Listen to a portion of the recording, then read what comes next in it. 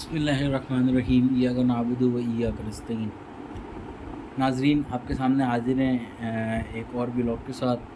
کچھ آپ سے کہا تھا کہ کچھ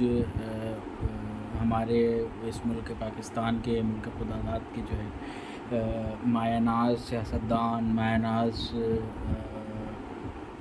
ذمہ دار جو ہیں انہوں نے کچھ مذاق کیے، تو وہ آپ کے ساتھ شیئر کرتے ہیں۔ اس میں سے اچھا پہلے ایک میری نظروں سے گزرا کیا کہتے ہیں آصف زرداری صاحب کا ایک بیان جو انہوں نے شاید 2019 میں دیا تھا۔ جنوری 2019 کا یہ بیان ہے کہ پلاٹ تو ختم ہو گئے، زمین پورے پاکستان کی ختم ہو گئی، اب باقی بچے ہیں گیس، تیل، کچھ یہ معدنیات ذخیرے، اب یہ چاہتے ہیں وہ بھی لے لیں۔ کہنا چاہتا ہوں اتنا دیوار سے مطلب۔ اچھا، یہاں زرداری صاحب، آپ کبھی کوئی کسی قسم میں کوئی دین ایمان نہیں ہے، کہنے کو تو آپ بڑے جمہوری اور بہت زیادہ کہنا چاہیے کہ حب الوطنی اور یہ ساری چیزیں، لیکن معذرت کے ساتھ اس وقت جو آپ صدارت کی کرسی کے اوپر بیٹھے ہوئے ہیں، یہ آپ اسی اسٹیبلشمنٹ کے جوتے چاٹ کے اور ساری چیزیں جو ہیں بوٹ پالش کر کے جو ہے اس کرسی پہ بیٹھے ہوئے ہیں، کہ جس کے لیے آپ یہ بات کہہ رہے ہیں کہ اب یہ چاہتے ہیں کہ یہ جو زمینیں اور یہ جو ختم ہونے کے بعد گیس، تیل اور یہ جو مطلب یہ جو قدرتی ذخائر ہیں، ان کے حوالے سے آپ نے بات کی ہے کہ یہ اب اسٹیبلشمنٹ چاہتی ہے کہ اب یہ بھی ہمارے حوالے کر دیے جائیں، تو آپ کو بھی آپ بھی اسی سارے سلسلے کا حصہ ہیں کہ جو آپ کے پاس یقینی طور پر بل آیا اور آپ نے اس کو شاید دستخط کر کے آگے بڑھا دیا ہے، یا ابھی آپ کے پاس پہنچ تو گیا ہوگا یقینی طور پر کہ اسٹیبلشمنٹ یہ چاہ رہی ہے۔ اب آپ یہی انتظار کر رہے ہوں گے کہ کبھی یہ قومی اسمبلی اور صوبائی اسمبلیوں سے پاس ہو کے آپ کے پاس پہنچے اور آپ دڑا دڑ اس اسٹیبلشمنٹ کی خوشنودی حاصل کرنے کے لیے جو ہے اور اپنی کرسی کو دوام بخشنے کے لیے، اپنی کرسی کو مزید وقت دینے کے لیے جو ہے آپ اس کے اوپر فٹافٹ سائن کریں، تو اور آپ اپنی کرسی کے اور یہ جو آپ عیاشیاں کر رہے ہیں اس ملک و قوم، اس پاکستان کی عوام کے ٹیکس کے پیسے کے اوپر، آپ جو ہے پھر اس کو مزید طول بخشیں۔ تو معذرت کے ساتھ اگر آپ کو زحمت نہ ہو تو آپ یہ اپنا جنوری 2019 کا جو یہ بیان ہے کہ جو اسٹیبلشمنٹ کے حوالے سے آپ نے دیا، آپ اس کو لازمی ایک دفعہ دیکھ لیجئے گا اس کے اوپر سائن کرنے سے پہلے، کہ کوئی آپ کا ضمیر، کوئی آپ کا دل اس بات کے پہ اگر آپ کو ملامت کرے تو مہربانی فرما کر اس بل کے اوپر دستخط نہ کیجیے گا اگر وہ اسمبلیوں سے پاس ہو کر آپ کے پاس پہنچ بھی جائے گا۔ اگر ذرہ برابر بھی اس ملک سے محبت اور اس ملک سے آپ سمجھتے ہیں کہ اس ملک نے آپ کو یہ عزت دی ہے کہ آپ دنیا بھر میں جو ہے منہ اٹھا کے چلے جاتے ہیں اور سب آپ کو پروٹوکول لیتے ہیں اور ساری چیزیں ہیں، تو آپ ذرا اس بل کو جو ہے نا آپ کینسل کروائیے، تاکہ اس پاکستان اور 18ویں ترمیم بھی جو یقینی طور پہ آپ لوگوں نے ہی کروائی تھی، کہ جس کے بعد آپ نے یہ سارے اختیار جو ذخائر ہیں، مطلب جو بھی جس صوبے میں جو بھی چیزیں ہیں، ذخائر ہیں، جو بھی قدرتی چیزیں ہیں، ان سب چیزوں کا جو اختیار تھا، جو اس کا جو مالک تھا، وہ آپ ہی کے بنائی ہوئی 18 ترمیم، جو آپ نے چارٹر آف ڈیموکریسی کے نام پہ 18ویں ترمیم اور یہ ساری چیزیں کی، آپ ہی نے جو ہے اس کو جو ہے صوبوں کی ملکیت قرار دیا تھا۔ تو اب ذرا غیرت کر لیں اور ہوش کے ناخن لیں، اور یہ جو آپ کے پاس بل آئے گا، کیونکہ بل تو آ جانا ہے، اسٹیبلشمنٹ دھمکیاں لگائے گی، گرفتاریاں کرے گی، ٹارچر کرے گی، گھر والوں کو اٹھائے گی، اغوا کرے گی،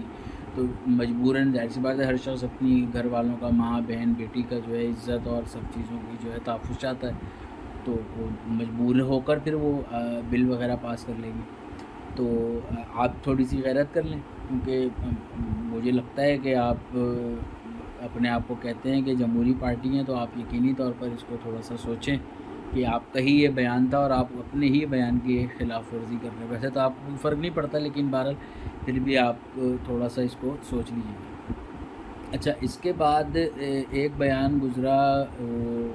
عطا تارڑ صاحب، खुदकते फिरते हैं नवाज़ शरीफ, शहबाज शरीफ के पीछे पीछे और मरीम नवाज़ और इन सब के पीछे पीछे, बिल्कुल बंदर की तरह, जैसे वो अपनी पसंद की चीज़ देख के वो पीछे पीछे पीछे पीछे नहीं भागता। तो आप बिल्कुल शक्ल भी आपकी बंदर जैसी है और आपके काम भी बंदर जैसे हैं कि आप पीछे इंसानों के पीछे पीछे भाग रहे होते हैं अपनी चीज़ के लिए। तो अच्छा, इनका ये बयान था कि आसिम मुनीर साहब जो है मुहब्बे वतन पाकिस्तानी है, पाकिस्तान की मईशत बेहतर करने में army chief general Asim Munir का भरपूर किरदार है। पाकिस्तान उड़ान भर चुका है, जल्द दुनिया की बेहतरीन मईशतों में शामिल होगा। अता तारड़ साहब, खुदा को माने, खुदा का खौफ करें, आपने भी मर के इसी ज़मीन के अंदर जाना है और मट्टी ज़मीन जो है ना किसी की भी नहीं है। एक दफ़ा आप ज़मीन में जाएं, लग पता जाना है आपको कि कितनी मुनाफ़िक़तें आपने की हैं और कितनी झूठ बोले हैं और कितने सारे कुछ है। मईशत की जहाँ तक बात है तो मईशत का मवाजना, ये जो आप ड्रामे कर रहे हैं, तो इमरान खान साहब की हुकूमत के अंदर 150 के करीब जो है पेट्रोल था और अभी आप सोच लें कि 250 रुपये, 255 रुपये के करीब पेट्रोल है। बढ़ाते तो आप 10-10, 12-12 रुपये के हिसाब से पेट्रोल के ऊपर पैसे हैं, और जब आवाम को रिलीफ देने की बात आती है तो आप 8 आने कुछ पैसे, 1 रुपया 2 रुपये कम करके जो आप ऐसे ज़ाहिर करते हैं कि आपने बहुत बड़ा तीर मार लिया। जबकि अगर मवाजना करें इमरान खान साहब के दौर में जो क्रूड ऑयल और ये चीज़ें इंटरनेशनल मार्केट में कहाँ थी, तो इमरान खान के दौर में $110-120 पे क्रूड ऑयल पहुंचा हुआ था, और अब इस वक्त आपके दौर में आपके डॉलर में उसकी शायद आधी कीमत पे पहुंच गई, 68 या 70 डॉलर फ़ी बैरल के हिसाब से जो है इंटरनेशनल मार्केट में इस वक्त तेल पहुंच रहा है। अच्छा, उसके अलावा मार्केट आपको तो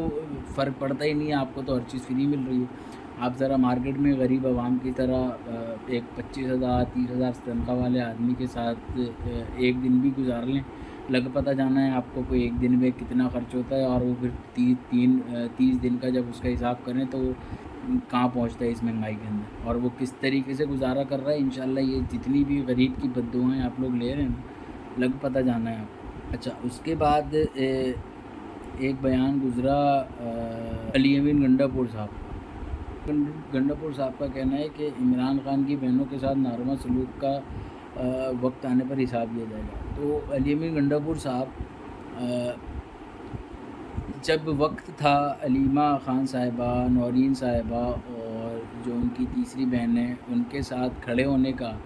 जब तो आप उनके साथ खड़े ना हुए, जब तो आप इधर उधर की भड़कियाँ मारते फिर रहे थे, जब तो आपको ख़याल नहीं आया कि उनके साथ नारवा सलूक रखा गया और ये सारी चीज़ें, और उनको गिरफ़्तार करके उठा के लेके चले गए, महसूर करके न जाने कितनी देर उनको मैरिज हॉल के अंदर जो मार्की थी वहाँ पे रखा गया, तो फिर न जाने रात के किस पहर उनको वापस गाड़ियों में डाल के जो है वो कहीं दूर दराज जंगल बयाबान में रात की तारीकी में छोड़ दिया इस ठंडे मौसम के अंदर। तो उस वक्त आपको गैरत नहीं जागी कि इमरान खान साहब की बहनों के साथ देना चाहिए था आपको और सारी चीज़ें। तो इंशाल्लाह आप भी बेफिक्र रहें, इमरान खान साहब को हक़ाइक़ पहुँच लेने दें, तो इमरान खान साहब आपको फिर बताएंगे कि किसका हिसाब लिया जाएगा, कब लिया जाएगा और कैसे लिया जाएगा। तो इंशाल्लाह आप उसका भी इंतज़ार करें। अच्छा नाज़रीन, एक मज़ेदार सा वो गुज़रा, मतलब मज़ेदार तो नहीं, एक हक़ाइक़ पर मबनी एहतिजाज हसन साहब का एक बयान गुज़रा नज़रों से कि नवाज़ शरीफ और शहबाज शरीफ इमरान खान से खौफज़दा हैं। उनके चेहरों पर इमरान खान का खौफ आया है,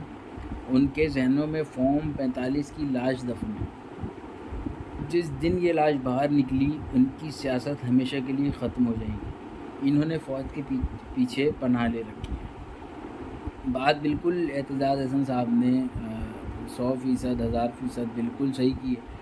इनके जहनों में जो खौफ भरा हुआ है, जो सारा जो इनकी जो हवाइयाँ उड़ी हुई हैं,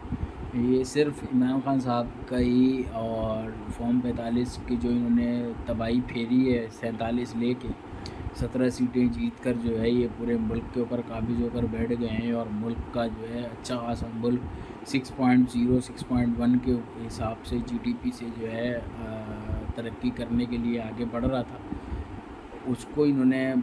खुड्डे लाइन लगा दी है। सारी मेहनत इमरान खान साहब की, किस तरीके से इमरान खान साहब ने जो है कोरोना में پاکستان کو سنبھال کے رکھا، اور جس کی ساری دنیا نے تعریف کی کہ پاکستان نے بہت اچھے طریقے سے یہ جو ایک انٹرنیشنل عالمی وبا پہنچی تھی اس کا بہترین طریقے سے مقابلہ کیا، اور اپنے ملک کو بھی کسی قسم کا نقصان نہیں ہونے دیا، بلکہ اس کووڈ کے دور میں جو انٹرنیشنل رپورٹس ہیں وہ کہتی ہیں کہ اس کووڈ کے دور میں بھی جب دنیا کی تمام معیشتیں تباہ ہو رہی تھیں،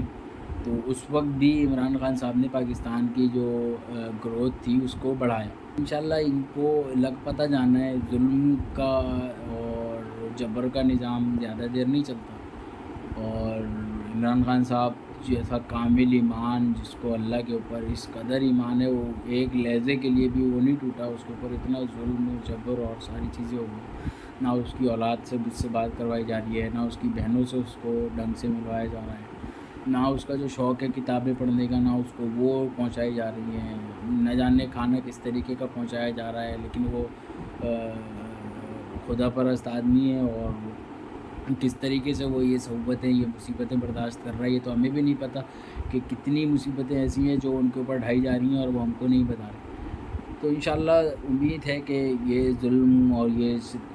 جبر کا دور انشاءاللہ بہت جلد اللہ کے حکم سے ختم ہوگا، اور پھر انشاءاللہ پاکستان اپنے حقیقی آزادی کی طرف اپنی حقیقی آزادی لے گا، اور دنیا کے طرف دنیا جس طریقے سے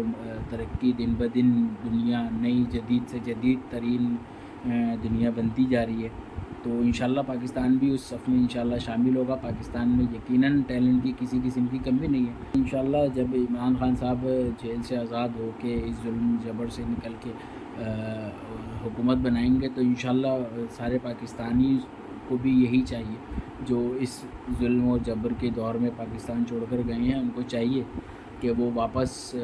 پاکستان آ کے پاکستان کی خدمت کریں، پاکستان کا جو وقار کھویا ہے اس نااہل اور اس جابر اور اس فاسق حکومت نے،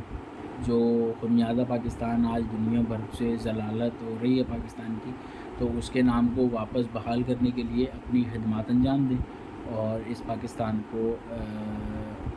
آگے ترقی کرنے میں اپنا کردار ادا کریں۔ اپنی دعاؤں میں یاد رکھیے، عمران خان کے لیے بھی دعاؤں میں یاد رکھیے کہ خدا جلد اس کی یہ جو صحبتیں جو یہ قید و بند ہے وہ ختم کرے، اور اس کو جلد ہم کو اس پاکستان پہ جو مسلطی جو ٹولہ ہے، جو مفاد پرست ٹولہ ہے، جو کاروباری ٹولہ ہے، اسی کے لیے تو یہ کاروبار کرنے ہی پاکستان آتے ہیں۔ ابھی خبریں آ رہی ہیں کہ یہ پھر جو ہے ان کو کوئی دل کا دورہ پڑنے لگا ہے، اور یہ پھر اپنے آبائی وطن لندن جو ہے جانے کی تیاریوں میں۔ بہرحال دیکھتے ہیں انشاءاللہ، آپ کو مزید اپڈیٹس دیتے رہیں گے انشاءاللہ۔ چینل کو لازمی سبسکرائب کیجئے اور ویڈیو کو آگے تک پہنچائیے۔ اپنا خیال رکھیے، ملتے ہیں اگلے ولاگ میں۔ اللہ حافظ۔